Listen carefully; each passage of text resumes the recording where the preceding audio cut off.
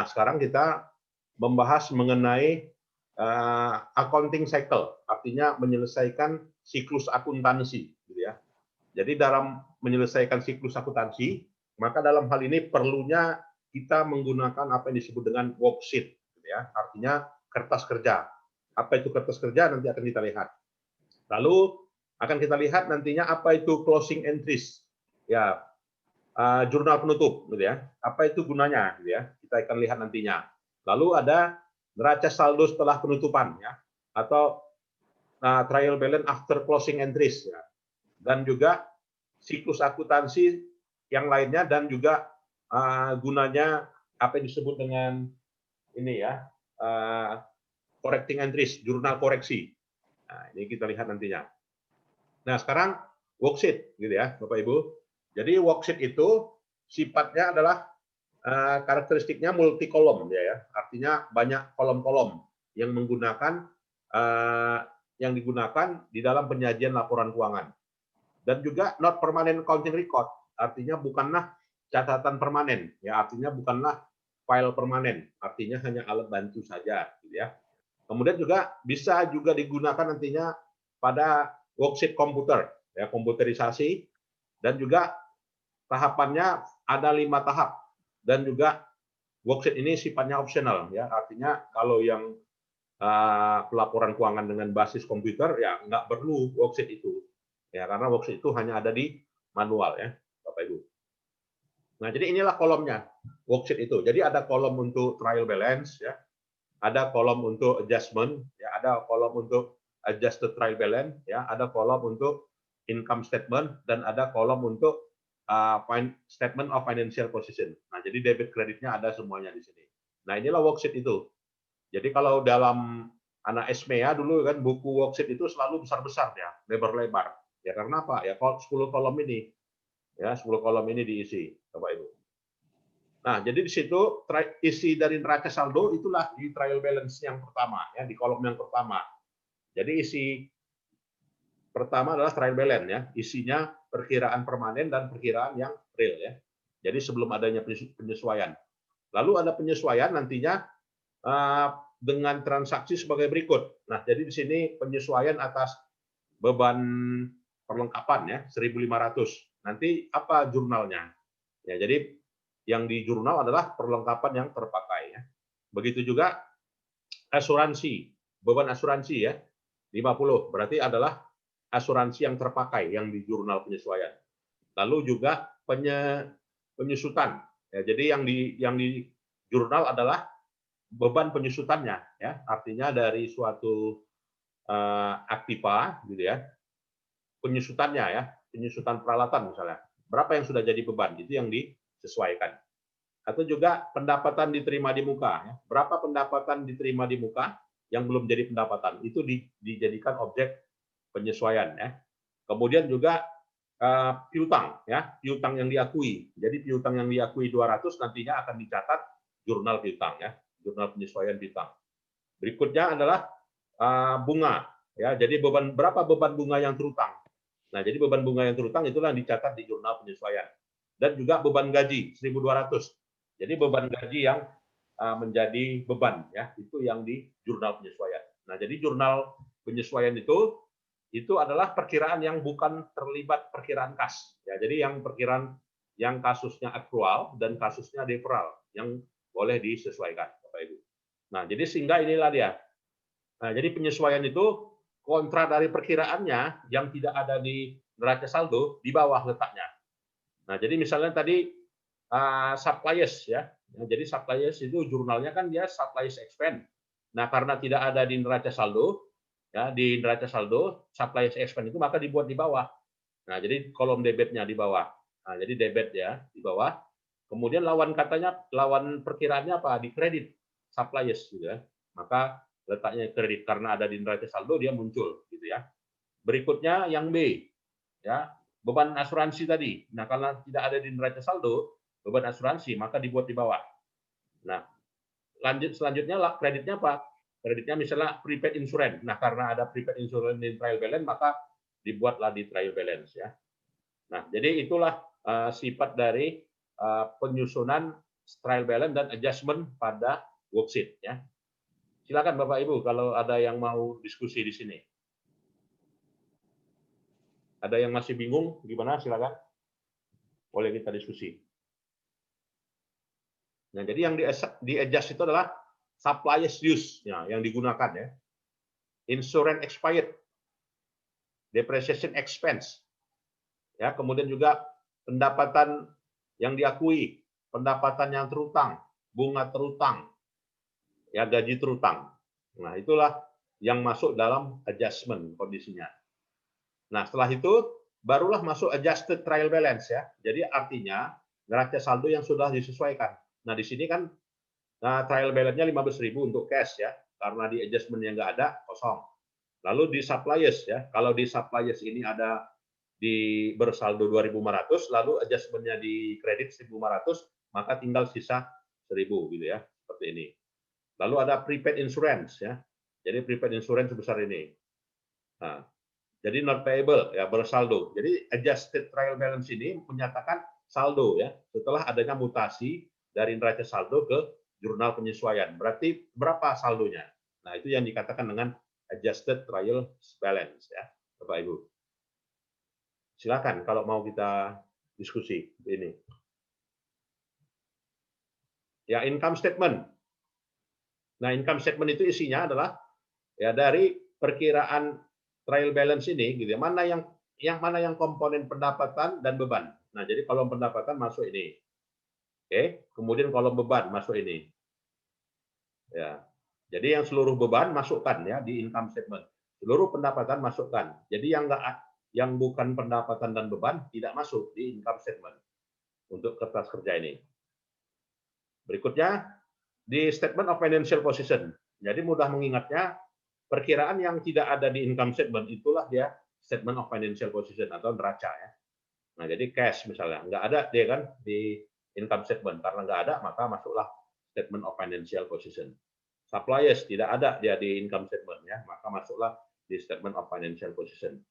Lalu berikutnya ya, di sini harus balance ya Bapak Ibu ya. Jadi di sini ini nggak balance boleh, tidak balance. Nah, berarti di sini kan pendapatan dan beban. Berapa pendapatan? Pendapatan 10.600 dikurangi beban 7.740, maka net income-nya 2860 ya.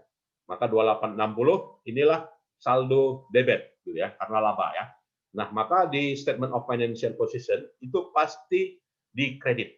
Nah, jadi kalau misalnya statement of financial position-nya di apa ya, ini di debit lalu ini pasti di kredit ya, tidak bisa sama debit dengan debit misalnya.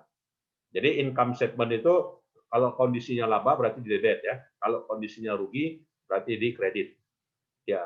Jadi kalau dia rugi pasti di sini di debit ya, ini kredit, ini pasti debit lawannya ya, jadi seimbang ya 2860. Kira-kira bisa dipahami Bapak Ibu? Silakan. Yang 10.600 itu dari mana, Pak? 10.600. 10.600 ini kan pendapatan ya, service revenue. Nah, terdiri dari 10.600. Jadi 10.000 ya kan, ditambah yang D 400, yang E 200. Jadi 10.600. Kenapa yang D dan E? Karena kan ini pendapatan. Dari sini.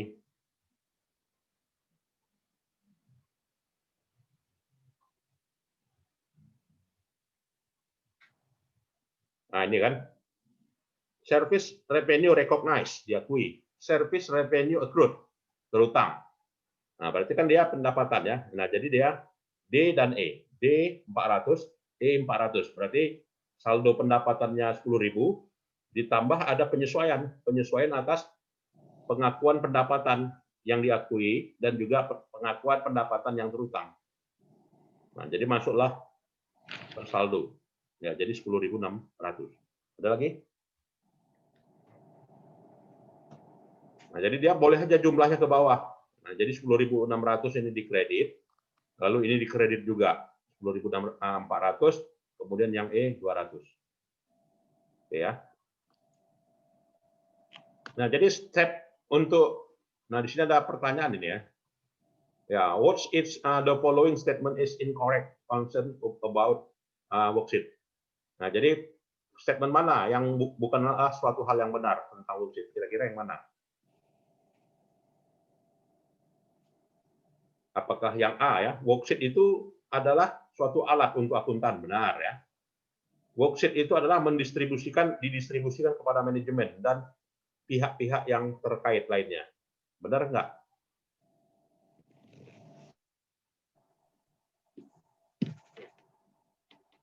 The worksheet cannot be used the basis posting ledger account. Worksheet tidak dapat digunakan sebagai dasar ya untuk memposting perkiraan di buku besar. Benar ya? Benar, Pak. Ya, laporan keuangan ya disajikan secara langsung. Ya, dari worksheet. Ya, betul. Berarti yang tidak betul adalah B, Pak. Yang B. B. B. Ya. B, Pak. Kenapa? Worksheet itu bukanlah untuk laporan kepada manajemen, kan? Laporan kepada manajemen itu adalah laporan keuangan. Nah, itu ya. Laba rugi ya, artinya income statement, kemudian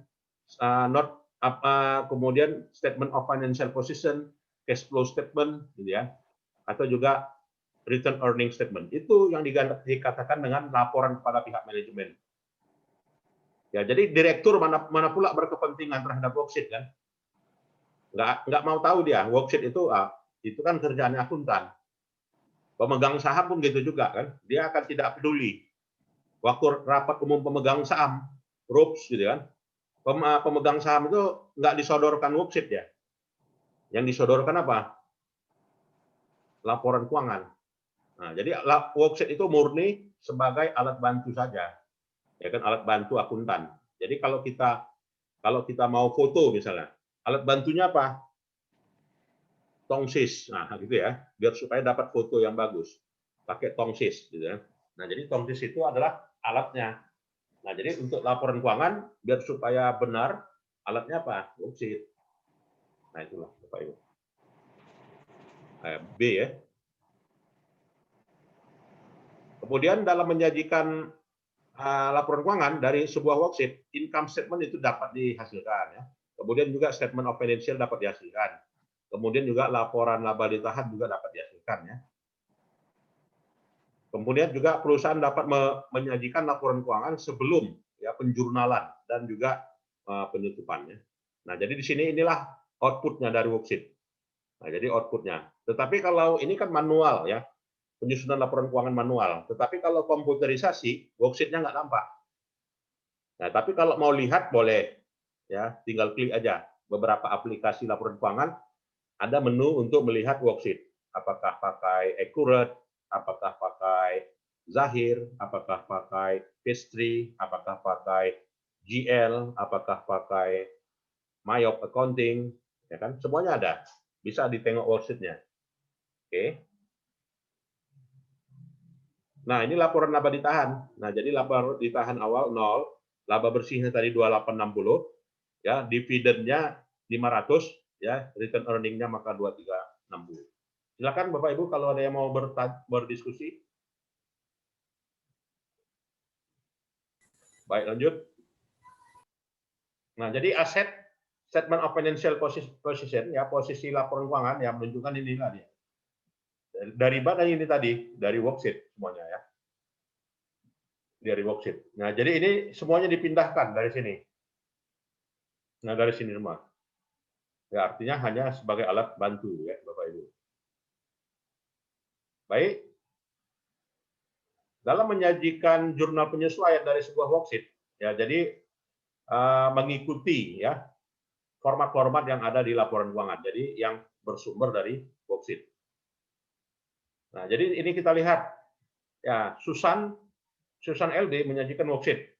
Sajikanlah bagaimana Susan menyajikan yang disebut dengan neraca saldo setelah penyesuaian pada kolom worksheet-nya. Nah, kalau cash masuk enggak di apa? Masuk enggak di jurnal penyesuaian? Ya, tidak ya. Jadi masuk cash itu masuk di statement of financial position di neraca ya. Owner drawing masuk kemana ini? Owner drawing. Ekuitas, Pak. Perubahan posisi modal. Ya, laporan laba ditahan, statement of return earning. Ya, statement of return earning yang terdapat di statement of financial position, ya kan, pecahannya. Gitu ya. Accumulated depreciation masuk mana nih Pak? Ya sama juga ya, statement of juga, Pak. financial position juga ya, sebelah kredit. Kenapa dia sebelah kredit?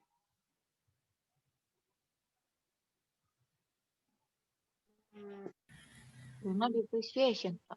Ya karena depreciation mengurangi nilai aset, ya kan? Nilai aset bersaldo, ya kan?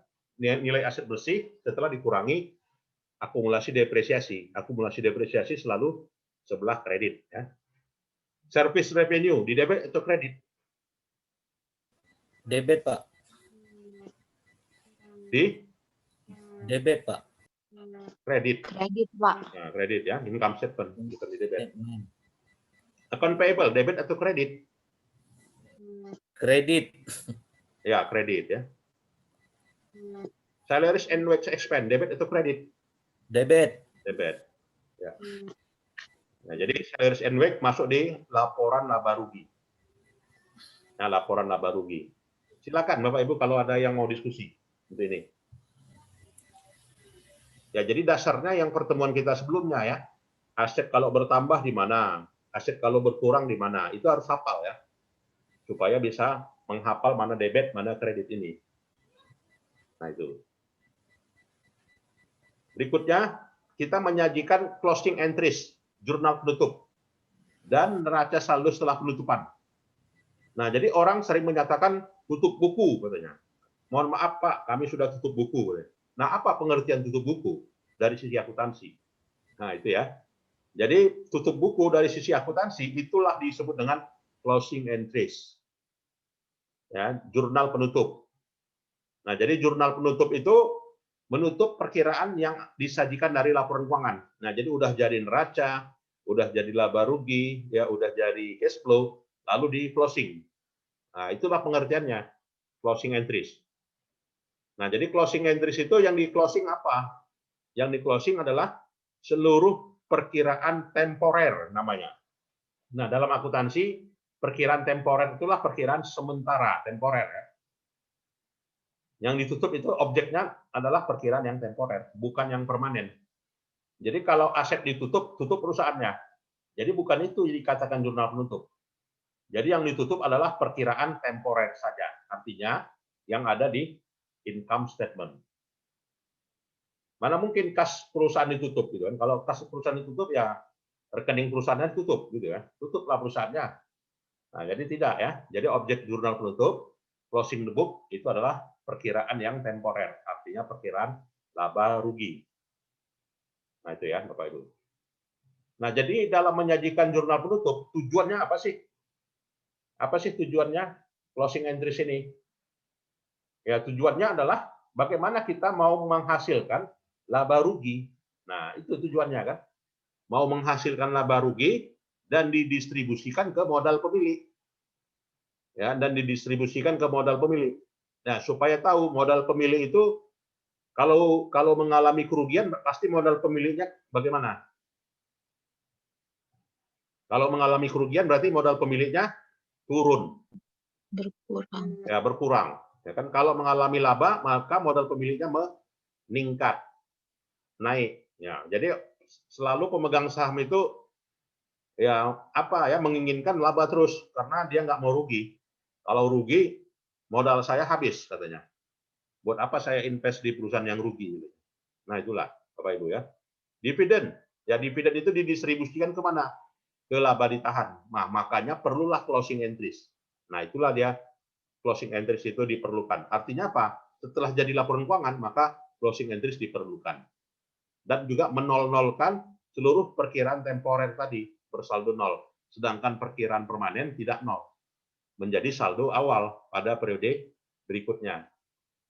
Nah, ini saya rekam ya, jadi nanti bisa diulang kembali. Nah, jadi di situ dalam menyajikan jurnal penutup itulah beban ditutup ya. Pendapatan ditutup, beban ditutup. Kontra perkiraannya kemana? Nantinya kita akan gunakan namanya income summary. Saldo normal pendapatan, revenue ada di mana? Saldo normal pendapatan. Debit Pak, normalnya, saldo normalnya. Normalnya debit. Di kredit Pak, Nah, di Kredit. kredit ya. saldo normalnya. Saldo normal pendapatan selalu di kredit. Setelah ditutup letaknya di mana? Di Di debit. Di debit, debit ya. Pak. Debit ya Pak ya. Lawan perkiraannya apa? Income summary ya. Nah itulah dia. Kenapa dia bisa di debit? Ya, lawan perkiraan nanti income summary. Beban, saldo normalnya di mana? Normal di debit Pak, Di debit ya kan. Nanti di closing entries letaknya di kredit. kredit ya kan. Lawan perkiraan dari kreditnya expense itu apa?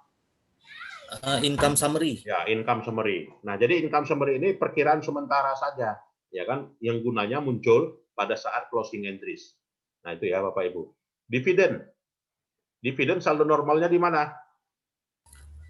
Dividen di debit Pak. Di debit, ya kan? Setelah di closing di mana? Laba ditahan Pak. Ya, setelah di closing di kredit nantinya. Lawan perkiraannya apa? Return earning. Return earning, ya kan? Nah, return earning, laba ditahan. Saldo normalnya di mana? Kredit, Pak. Kredit ya, nanti di debit kalau di closing. Nah, inilah yang menjadi objek closing entries, Bapak Ibu ya. Contoh nih. Ya, ada service revenue tadi. Kan tadi 10.600 ya kan? Nah, semuanya saldo normalnya di mana? Di kredit itu. Setelah di closing, maka di debit. Lawannya adalah income summary di kredit. Ya. Pertanyaan, kalau ada diskon penjualan, nah, ya kan diskon penjualan ya, biasa kan kalau kita jual perusahaan jual barang selalu memberikan diskon. Nah, diskon masuk objek jurnal penutupan tidak? Masuk Pak. Masuk ya. Ada retur. Masuk. Berarti masuk kemana kalau di closing? Masuk ke piutang Pak. Artinya kalau ada diskon itu kan berarti kontra dari service revenue kan? Kontranya. Nah, berarti saldo normal diskon penjualan itu adalah di debit. Ya kan saldo normalnya. Setelah ditutup, masuk jurnal penutupan, maka masuk step ini dia. Yang pertama. Ya, karena dia kontranya itu adanya di debit, maka letaknya di kredit. Nah, jadi di kredit lah nantinya diskon penjualan. Jadi kalau ada diskon penjualan, maka masuk di kredit pada jurnal penutup. Ya kan? Harus kan dia kontra. Setiap jual ada kasih diskon, setiap jual ada kasih diskon, ya. Nah, itu. Pertanyaan lainnya, kalau ada retur penjualan. Nah, retur penjualan itu masuk jurnal penutup tidak? Masuk Pak. Masuk ya Pak ya, masuk dia diskon. Ini apa ya? Retur. Beretur itu kan barang kita jual barang, ya kan barangnya ada yang rusak, ada yang dikembalikan. Namanya retur. Ya berarti kontra dari penjualan. Harusnya jadi penjualan ya, tapi karena dikembalikan tidak lagi jadi penjualan, berkurang gitu kan. Saya beli barang, misalnya komputer, ya beli komputer, beli laptop gitu kan. Ternyata paket laptopnya mouse-nya rusak. Maka saya retur gitu kan. Semula saya sebagai penjual laptop saya jualnya 8 juta. Udah masuk mouse. Ternyata mouse-nya nggak bisa diklik, rusak ya kan. Maka pembelinya retur. Maka 6 juta tadi ya 9 juta tadi dikurangi ya kan dengan harga mouse-nya tadi. Harganya misalnya 100.000 atau 200.000. Ya, maka retur barang. Maka retur barang itu saldo normalnya letaknya kontra dari revenue ya. Jadi revenue itu bersaldo kredit, maka retur barang saldo normalnya di debit ya. Setelah di closing entries letaknya di kredit. Nah, jadi nanti masuk ke kredit ya di sini. Nah, itu ya Bapak Ibu. Berikutnya yang kedua, beban. Nah, jadi seluruh beban ditutup. Karena apa beban? Ya karena tadi perkiraan temporer kan. Yang pertama pendapatan, itu perkiraan temporer. Kemudian perkiraan beban ya. Seluruh beban yang saldo normalnya di debit ya menjadi kredit semuanya. Lalu lawannya income summary. Nah, income summary ini tidak akan muncul di laporan keuangan, ya karena akan hanya sebagai saldo penyeimbang saja, ya perkiraan yang alat bantu, ya alat bantu yang digunakan dalam melakukan closing entries, jurnal penutup. Nah, inilah yang dikatakan jurnal penutup itu di perusahaan. Jadi kalau, mohon maaf Pak, kami sudah tutup buku katanya. Nah, berarti kalau dia pengertiannya seperti itu, tutup buku, maka sudah ada closing entries, Bapak Ibu ya. Berikutnya, ya menutup laba ditahan. Nah, jadi laba ditahan tadi saldo normalnya kan berikutnya karena dia laba, gitu kan, maka labanya didistribusikan ke laba ditahan. Ya, maka dalam hal ini jurnal penutupnya ya return earning-nya di kredit ya. Dividen ya. Jadi dividen lawan dari jurnal penutupnya adalah return earning ya. Nah, jadi ini. Ada yang mau kita diskusikan? Silakan. Baik, lanjut ya. Nah, jadi setelah ditutup wajib diposting. Nah, jadi wajib diposting juga. Kemana diposting? Ke buku besar. Ya kan, ke buku besar. Jadi buku besar tadi semuanya menampung perkiraan yang sudah di jurnal.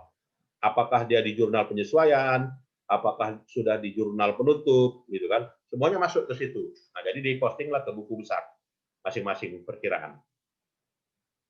Kira-kira bisa dipahami?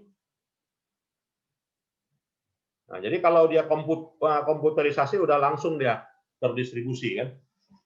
Jadi kalau di laporan keuangan komputerisasi intinya di jurnal, Pak.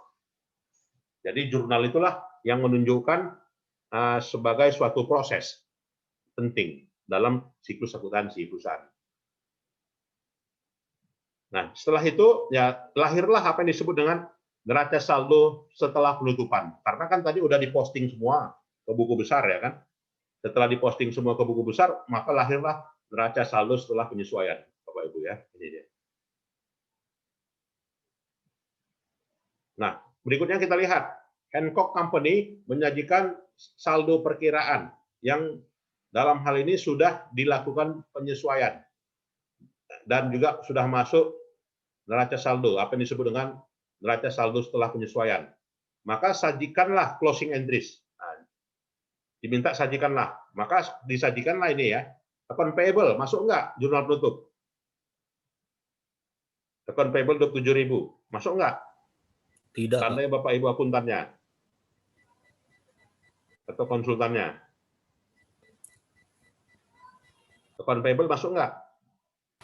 Tidak, Pak. Ya, tidak masuk. Kenapa tidak masuk? Karena dia masih kategori apa? Neraca, Pak.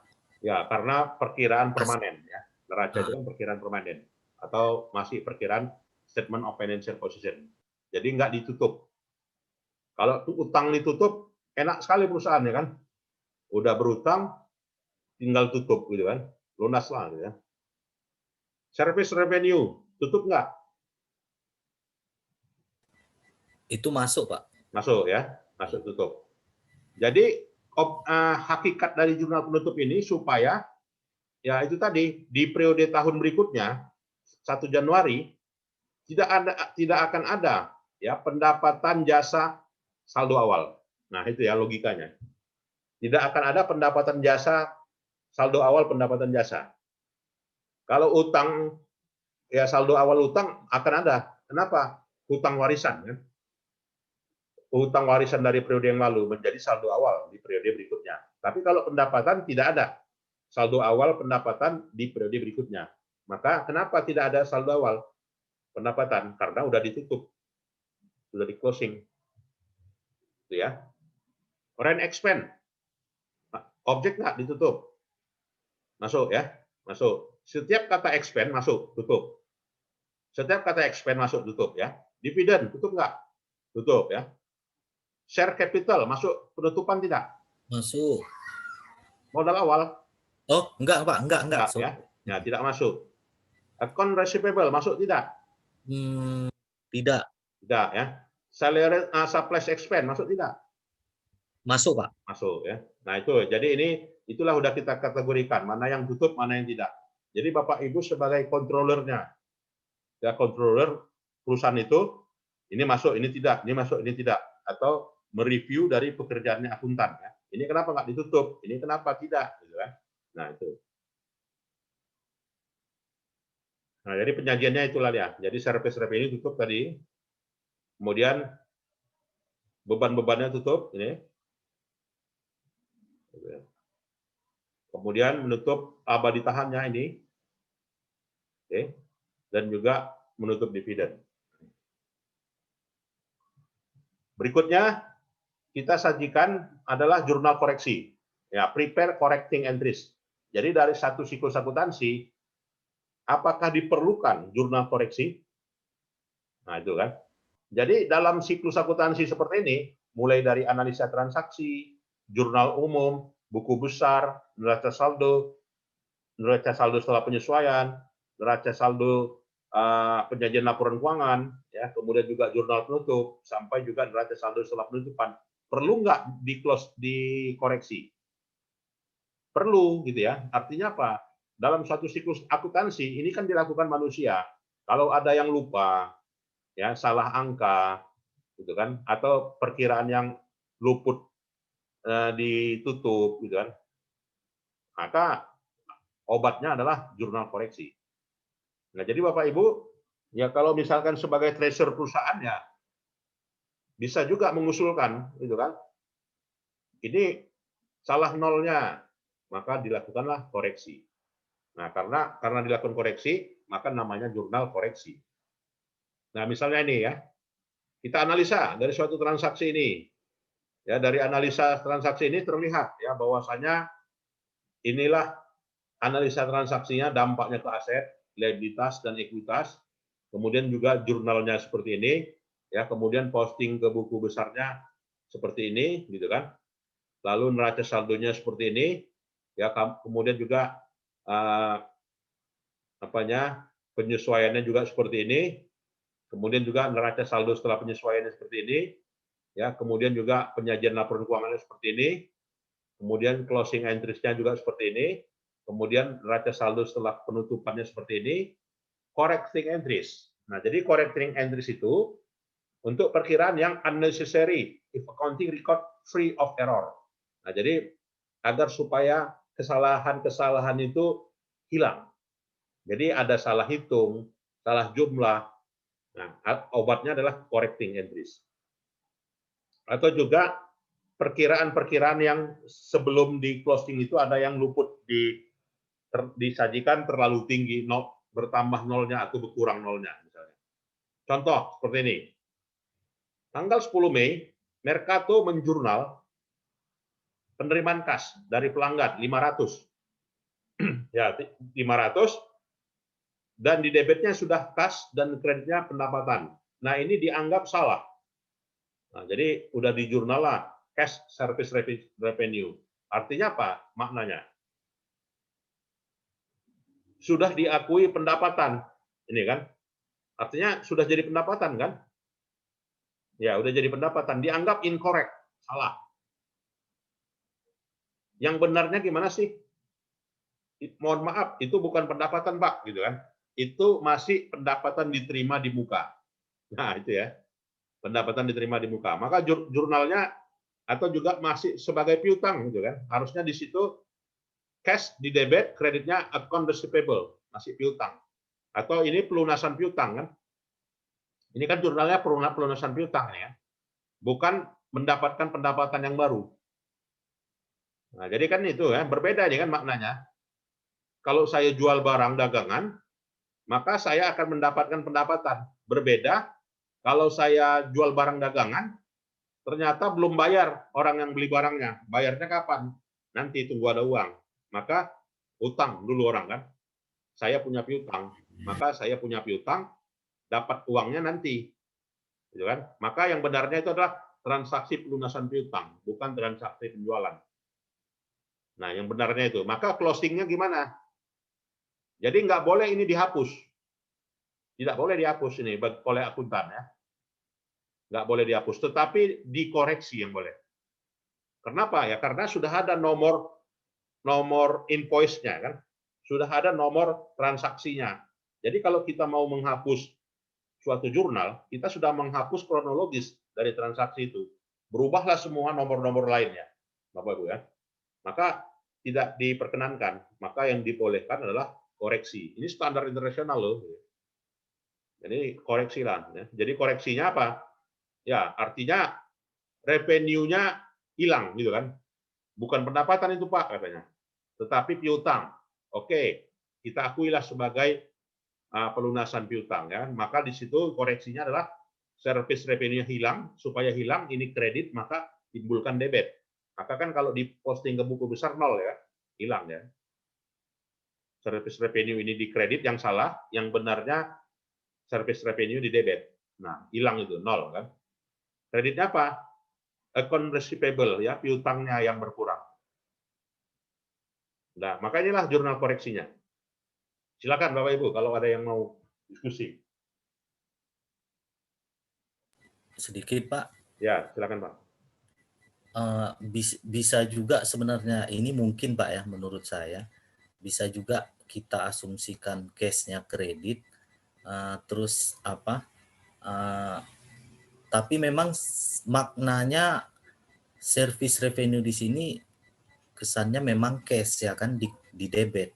Tapi kalau kita asumsikan begini Pak, service revenue-nya tetap di kredit tapi nilainya kita kurangi 200, akun receivable-nya kita kredit juga 300. Gimana itu Pak? Berarti kan Gimana? ada sisa kan? Kalau dia 300 kita akui pendapatan, 200 lagi mau diapain? Nah, itu kan. Jadi memang harus dikontrakan. Harus dikontrakan pendapatan tadi yang sudah terlanjur diakui pendapatan. Maka karena sudah terlanjur diakui sebagai pendapatan, maka harus dibuat juga jurnal kontranya. Nah, kan jadi kalau dikontrakan otomatis hilang. Ini 500, ini 500. Tetapi tadi kalau 200 ya masih bersaldo. Ya, bagaimana mungkin dia masih bersaldo, ya berarti dia masih ada pendapatannya kan. Seperti itulah gitu. Iya. Nah, jadi memang harus dikontrakan. Jadi ini kredit maka koreksinya harus di debit. Nah, itu rumus membuat jurnal koreksi yang apa ya, yang tetap. Berikutnya ini, tanggal 10 Mei, tanggal 10 Mei, Mercato membeli peralatan seharga 4.500. Dari transaksi itu, dia mendebet, equipment di debit, dan di kreditnya account payable. Kenapa? Dia beli kredit gitu kan. Beli kredit 450. Nah, sekarang yang benarnya gimana? Nah, yang benarnya 4.500. Berarti terlalu kecil atau terlalu tinggi ya dicatatnya? Kecil. Terlalu kecil ya kan, 450. Padahal 4.500 ya. Nah, kalau nggak dikoreksi gimana nih?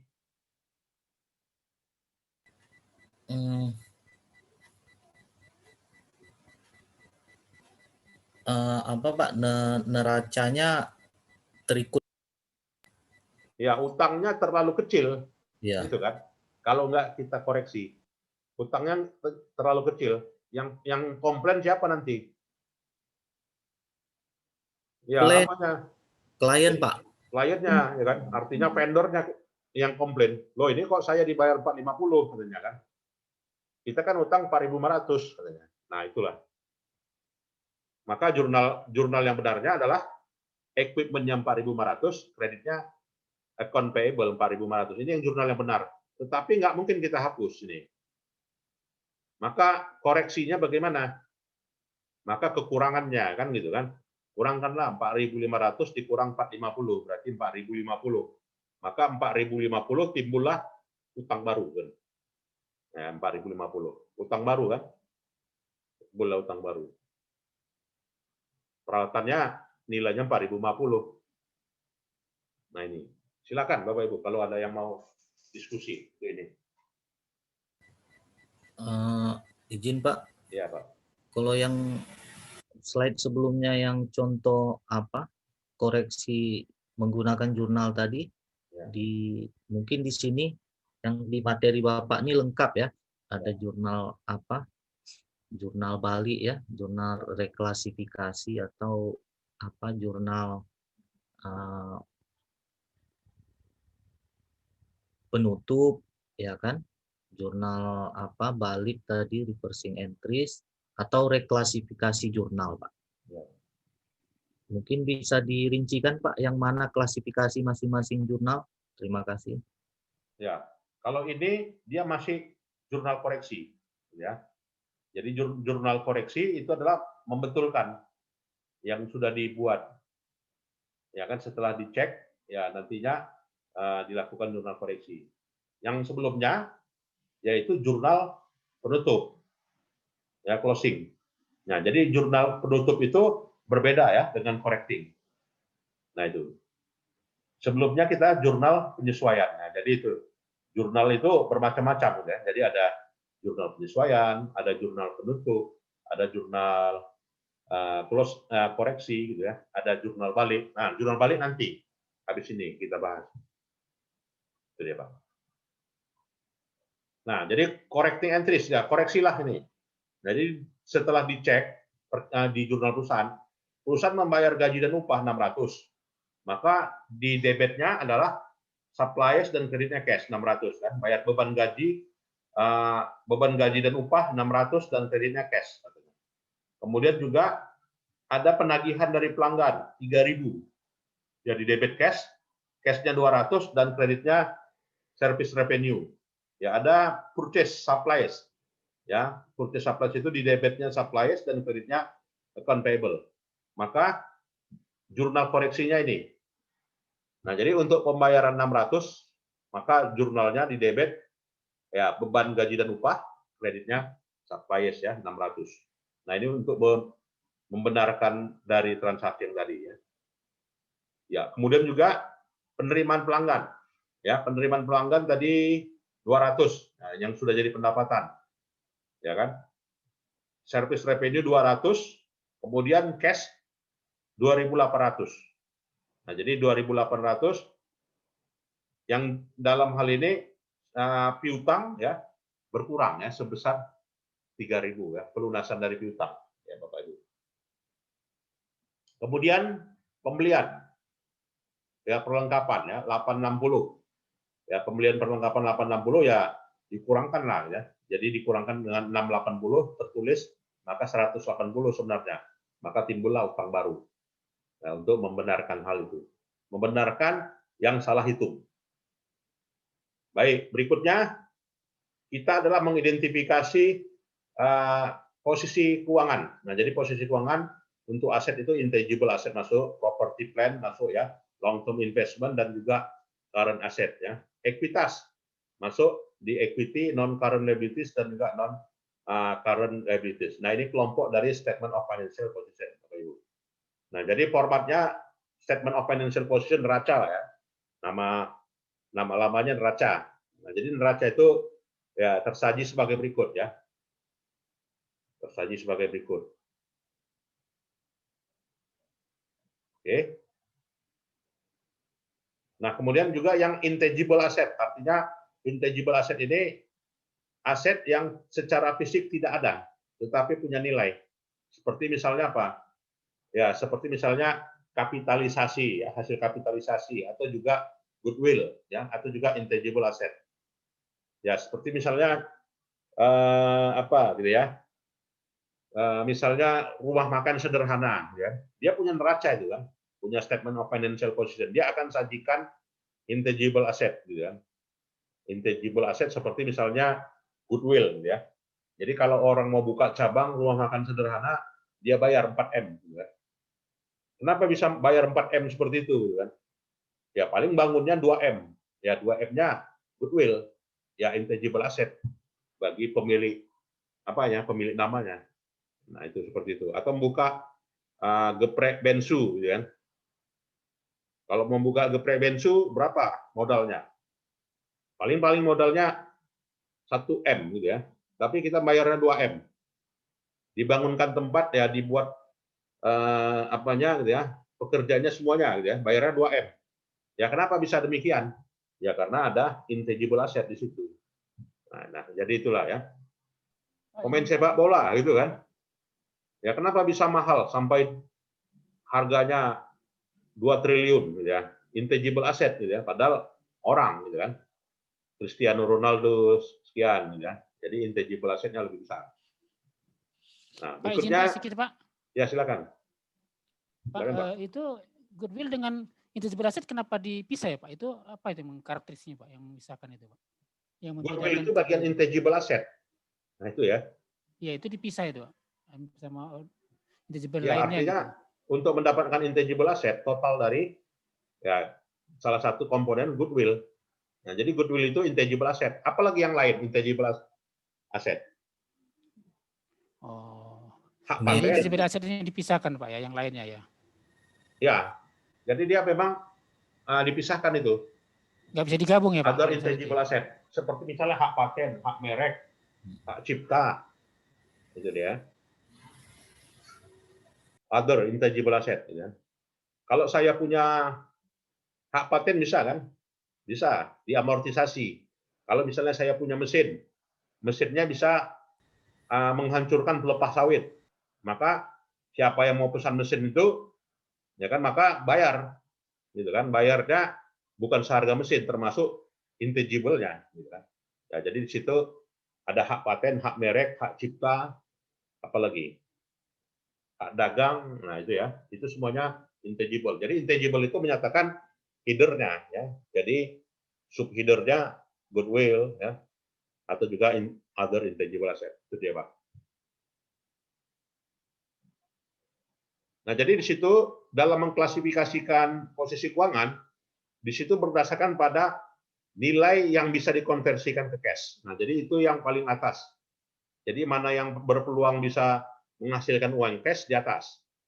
Kemudian dari sisi kepentingannya, yang penting mana, ya. Kemudian juga dari sisi lama durasinya dan dari sisi besarnya. Nah, jadi itulah di IFRS ya, pengelompokannya berdasarkan itu.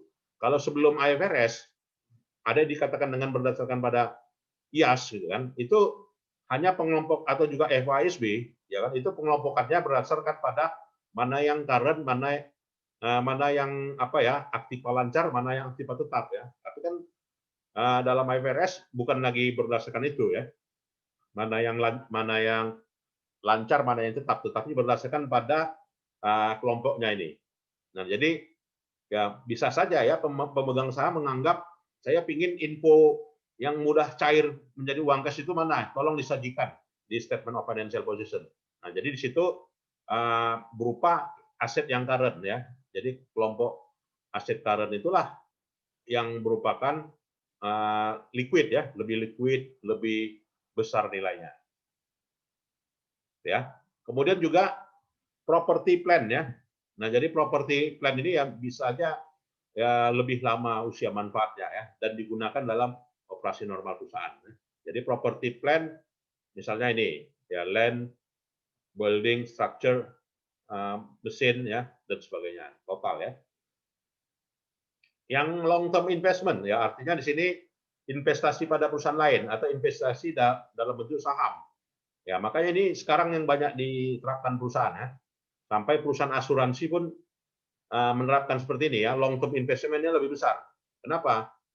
Ya, perusahaan asuransi yang murni itu cuma BPJS. Kalau menurut saya bilang. BPJS yang murni kan. Kenapa? Dia terima uang iuran, ya kan? Uang iurannya ya digunakan oleh orang lain, gitu kan? Murni di asuransi. Dia nggak ada investasi. Nggak punya dia traktor, nggak punya mesin, nggak punya kebun sawit, gitu kan. Tetapi kalau asuransi lain, ya, apa nama istilahnya itu? Kalau perusahaan asuransi, istilah produknya yang digunakan untuk investasi. Jadi bukan murni asuransi ya. Saya lihat seperti itu. AXA misalnya kan, itu bisa berkurang kan nilai premi kita kan? Ya bisa berkurang. Kenapa? Karena diinvestasikannya pada sektor lain. Ya makanya di penyajian di laporan keuangan sebagai long term investment. Seperti misalnya Jiwasraya, gitu kan? Jiwasraya kenapa bisa apa? Kenapa bisa hilang Pilot. pada nasabahnya? Ya karena membeli saham gorengan gitu kan. Dibelinya saham, artinya orang yang beli premi, beli polis 15 juta, 20 juta gitu kan, hilang itu uangnya. Kenapa? Dia beli saham gorengan gitu kan. Beli saham gorengan di perusahaan lain, lantas sahamnya anjlok harga, hilang gitu kan. Ya, itu dikatakan dengan long term investment ini. Jadi inilah cenderung perusahaan sekarang ya disebabkan karena dalam operasi normalnya nggak percaya diri. Tetapi kalau misalkan di operasi normalnya percaya diri, maka long term investment ini nggak akan muncul. Nah, jadi memang long term investment ini disebabkan karena perusahaan tergiur gitu kan untuk mendapatkan pendapatan lainnya. Terutama membeli surat berharga kan. Makanya orang bilang kalau mau cepat kaya beli saham. Gitu kan. Kalau mau beli kaya cepat kaya beli saham. Tapi kalau menurut saya ya saham tentu saja setiap kita investasi pasti ada resiko ya. Jadi kalau mau cepat kaya pun juga beli saham ya, kalau mau cepat jatuh juga beli saham gitu ya. Dalam sekejap bisa hilang uang itu.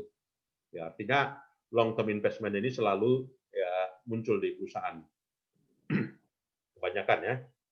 Non marketable equity investment ya. Jadi di luar surat-surat berharga, penyertaan modal misalnya kan.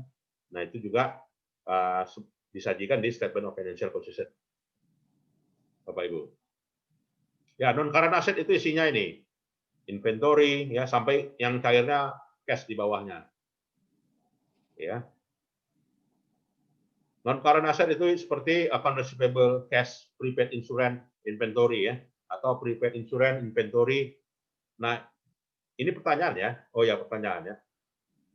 Perkiraan mana ya yang menunjukkan klasifikasi current asset di sini?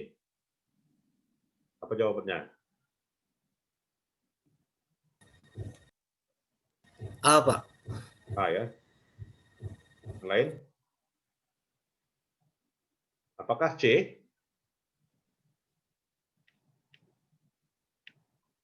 Ya, jawabnya B ya. Prepaid insurance, inventory, account receivable, selanjutnya cash. Nah itu.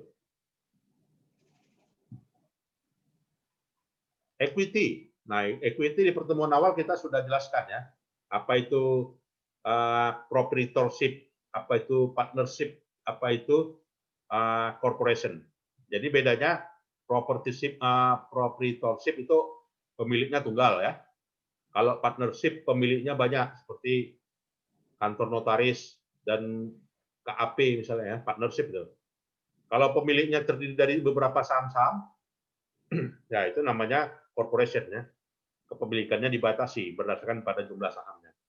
Nah, jadi equity itu disajikan ya share capital ordinary dan juga return earning. Ini sudah kita bahas pada pertemuan sebelumnya.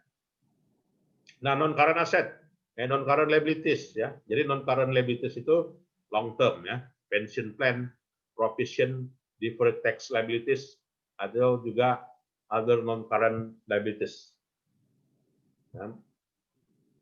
Jadi ini utang yang bukan utang lancar ya, artinya utang jangka panjang. Ya kalau dana pensiun kan jangka panjang ya. Kalau provisi juga jangka panjang. Kalau pajak terutang juga jangka panjang ya. Itu juga non current liabilities lainnya juga jangka panjang. Sedangkan yang jangka pendek atau yang lancar itu disebut dengan current liabilities. Nah jadi itu. Nah jadi penyajian dari aset gitu ya. Jadi apakah bisa berupa cash ya, important, longevity atau juga cash ya. Jadi kalau untuk current asset ya berdasarkan pada by importance. Jadi yang pentingnya gitu ya. Oke, baiklah Bapak Ibu sekalian, ada lagi yang mau kita diskusikan topik kita ini? Oh, Pak, izin Pak mau bertanya sedikit. Ya, silakan Pak. Saya yang materi 2 minggu lalu waktu mau download di Google Classroom Bapak udah nggak bisa lagi, Pak. Oh ya ya, boleh Iya, nanti Pak. saya downloadkan kembali deh. Tolong Pak. Ya ya, boleh Ya. boleh. Ya, Pak. Terima kasih Pak. Ya, terima kasih. Silakan Bapak Ibu lain, ada lagi yang mau kita diskusikan? Pak izin Pak, sedikit Pak. Iya Pak. Terkait untuk amortisasi itu apakah semua intangible kena amortisasi, Pak? Pasti, gitu kan? Pasti ya, semua berarti Pasti, semua intangible semua kena amortisasi, Pak ya? Kena Nggak ada amortisasi. terkecuali ya? Ya, tanpa Termasuk terkecuali. goodwill ya, Pak ya? Ya. Kenapa ya? Oke, Pak, makasih. Kalau kita punya teknologi gitu kan, pasti teknologi itu usang. Nah, alatnya Ya, supaya bisa dialokasikan amortisasi gitu kan. Saham gitu juga kan. Dulu beli harga 2.000, Ya. ternyata 500, berarti ada amortisasinya. penurunan, Pak ya? Oke, Pak. Ya, Penurunan makasih, nilai Pak. untuk yang intangible. Ya, Pak ya. Ya, Pak. Baik, Bapak Ibu sekalian, itu aja saya kira pertemuan kita kali ini. Kita lanjutkan di minggu depan ya. Selamat istirahat dan selamat liburan ya. Sehat-sehat selalu. Assalamualaikum warahmatullahi wabarakatuh. Waalaikumsalam. Waalaikumsalam warahmatullahi wabarakatuh. Terima kasih, Makasih, Pak. Makasih, Pak. Makasih, Pak. Ya, Pak.